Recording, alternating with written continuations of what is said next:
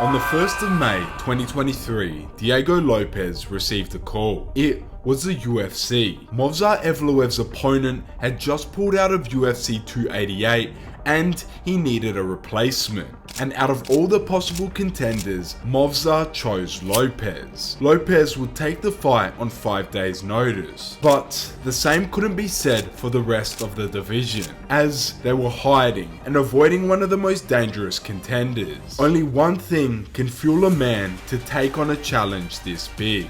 A spirit that burned so bright that no one could ever put it out. Not nice at all. He was screaming at me, "Give me my title shot. I get the title shot now." Before that fight, I was telling everybody, I was like, I think this guy's the guy. Diego, he gets the call that he's out and we want to put somebody else in, and he accepts the fight. And it's a completely different style than what he trained for, and he still takes the fight. But Diego's scary. It's not just that he's good, he's fucking scary. He's intense. He's one of the front runners, in my opinion. But what took Diego from a broke fighter living in Brazil to one of the most exciting contenders in the featherweight division?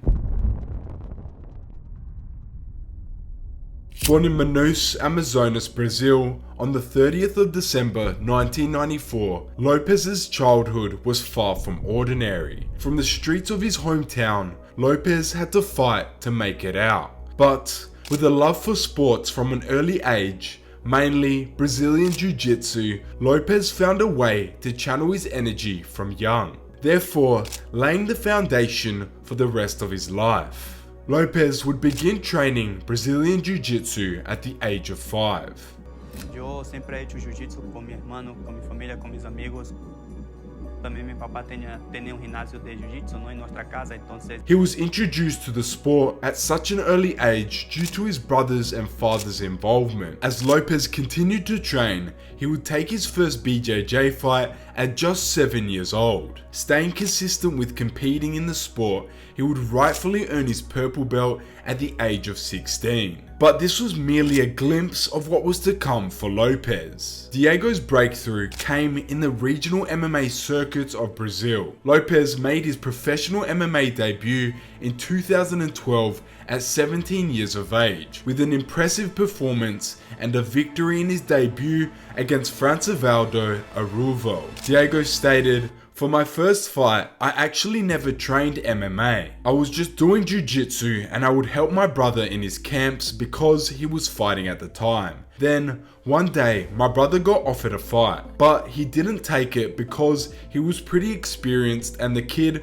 was just making his debut. So he asked me, 'Hey, there's this fight in a month.' And I said, 'Cool, yeah, I'm always down to compete in jiu-jitsu.' And he was like, 'No, this is MMA.' I still just took it, and since then, we haven't stopped." Lopes would continue to compete, winning 5 of his next 7 fights and losing 2. But although Diego faced minor setbacks, he continued to keep fighting. 8 fights into his MMA career, Lopes was offered an opportunity to teach jiu-jitsu in Mexico by a jiu-jitsu instructor. Lopes stated, "School wasn't going well for me. One day, my mum said, either you work or you study. What do you want to do?' But I wanted to keep fighting, to stay on the path. She asked, 'What will you do?' I said, 'I want to be a fighter.' One day, this guy arrived at our gym. He approached me and asked, 'Do you want to go to Mexico?' And to be honest, I didn't even know where Mexico was. I had no idea what language they spoke. I had no idea what this was all about, other than they just wanted me to teach. So I said, 'Yes, I'll go.'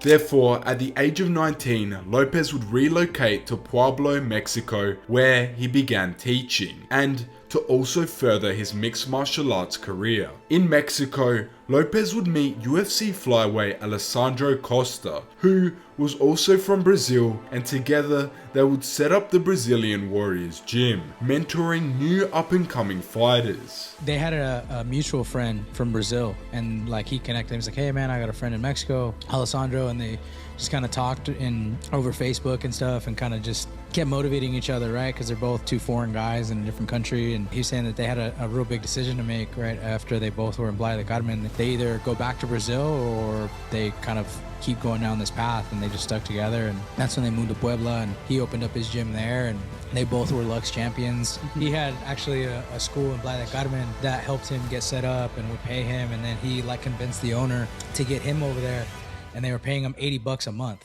to survive. So essentially they would just like put their checks together, and that's just how they've been ever since. Lopes initially had trouble communicating with his students in Mexico, which forced him to learn Spanish, stating, "Imagine arriving in a country where you don't speak the language, and you have to teach classes, but you don't know how to communicate with the students. That forced me to learn Spanish very quickly." No mesmo deporte, então se muitas coisas teníamos em comum. E já desde aí pues empezamos a trabajar juntos. E foi quando tuvimos a ideia de criar pues Brazilian Warriors. Fue como cuando la historia empezó.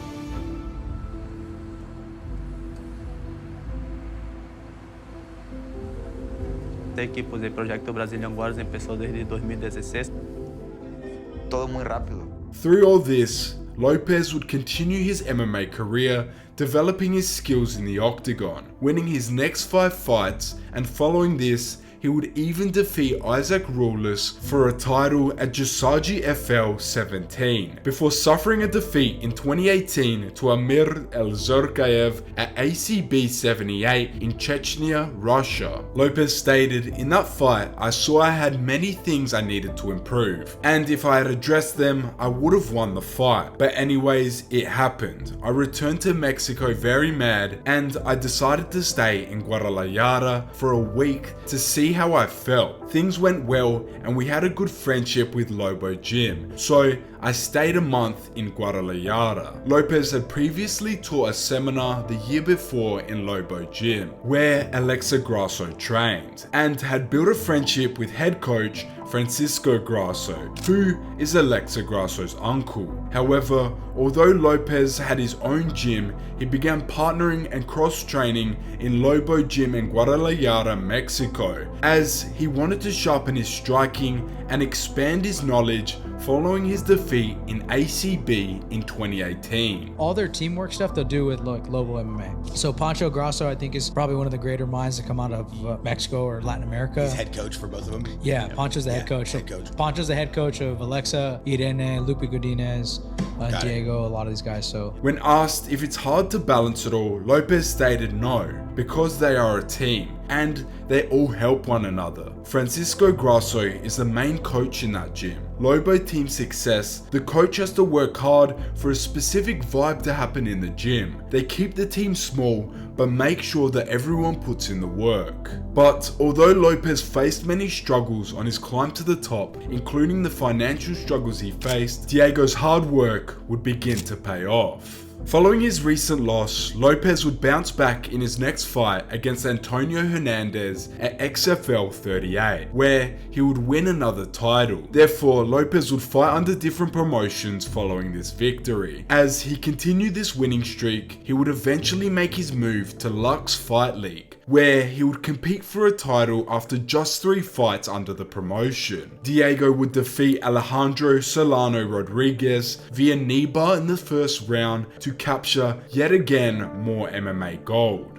Following this, Lopes would defend his featherweight belt in Lux Championship twice, before getting called to fight for a chance to compete under the biggest MMA promotion in the world. Finally, in 2021, following his success under many other fighting promotions, winning many titles, Lopes needed a new challenge to face. And it just so happens that the next challenge to finally arise for him came on Dana White's Contender Series. As Diego previously told MMA Junkie, "If you check out my last 5 fights, I've fought the toughest fighters in Latin America, some fighters who are in the UFC. I also have a streak of 7 wins in a row, and 3 of those wins are against former UFC fighters. I feel that speaks to the level that I'm on. I'm ready to fight against the best, and I'm working hard for that. When the opportunity comes, we'll be ready to take it and make the most out of it. We're here and we're ready."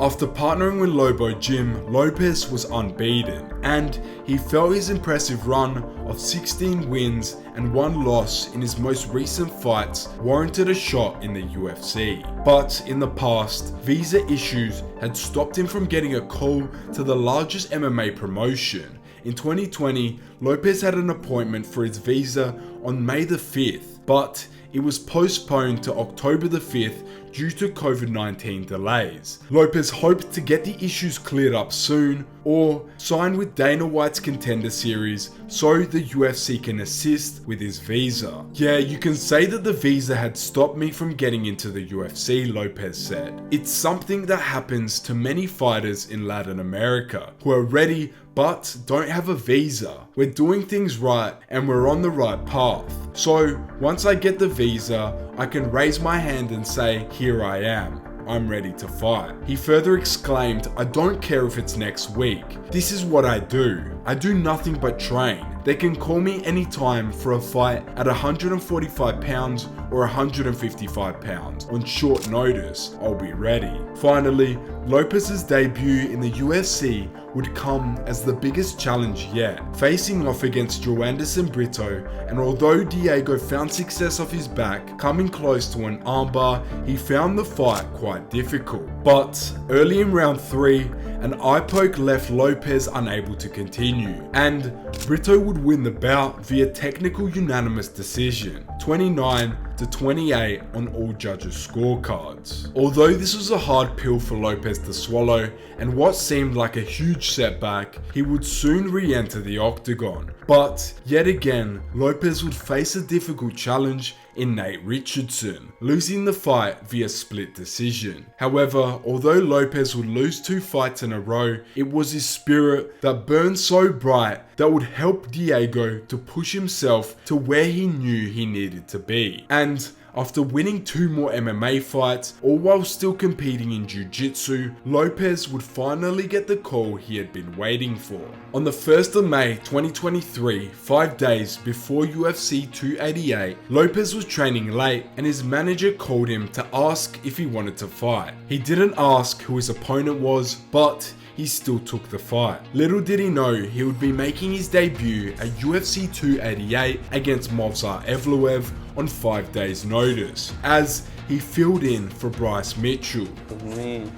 Muy contento y pues que mejor hacer un debut en pay-per-view en main card contra número 10 de ranking. This meant that Diego would have to carry his determination to be the best on the biggest stage of MMA. Therefore, after having refined his striking, becoming better at high volume striking, improving his overall game, and displaying how much of a weapon his right hand could be, he was finally ready for his largest challenge today. As the bout would begin, Diego's spirit and energy lit up the arena, with fans quickly chanting his name after witnessing his exciting fighting style. Although Lopes put on an undoubtedly impressive performance, taking Evloev to a decision, it wouldn't be enough for him to secure the victory. I wanted to sort of give some props to Diego Lopes. Stepped in on 5 days notice against Mosvar, nearly tapped him in the first round, fought really hard in the third round. On 5 days notice, pretty impressive. Awesome. Incredible performance. Kid's got a ton of heart. He's an absolute dog. Loved every minute of it, yeah. And what did we think of his haircut? Well,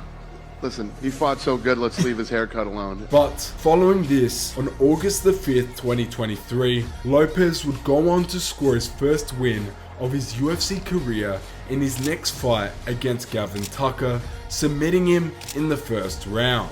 Lopes went through a roller coaster ride in his last fight. They've been working, when they got to Mexico, right? I mean, 7 years of hard work for both of them, right? Having to work as gardeners in Mexico, right? The transition from Brazil to Mexico, like, this is all a dream. Furthering this win streak after he defeated Pat Sabatini on November the 11th, 2023, knocking Sabatini out in the first round, making a statement to every other featherweight in the division.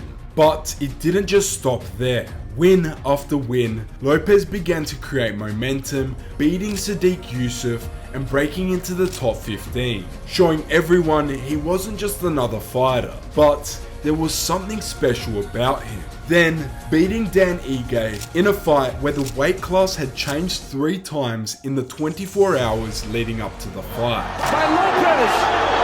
Sadiq tries to sneak out the back. You gotta be kidding me! Diego Lopes does it again! You got 3 different opponents. You got 3 different weight classes. Everything's changing. Well, you got 2 different opponents, right? But a bunch of different weight classes. And then Ortega can't make it, and so Ortega steps out, and then he winds up fighting Dan Ige, 50K Ige, on like 40 minutes notice. Right. It's been incredible. It's been crazy, and I would say that it was actually crazier than my debut in the UFC, and we know how that went.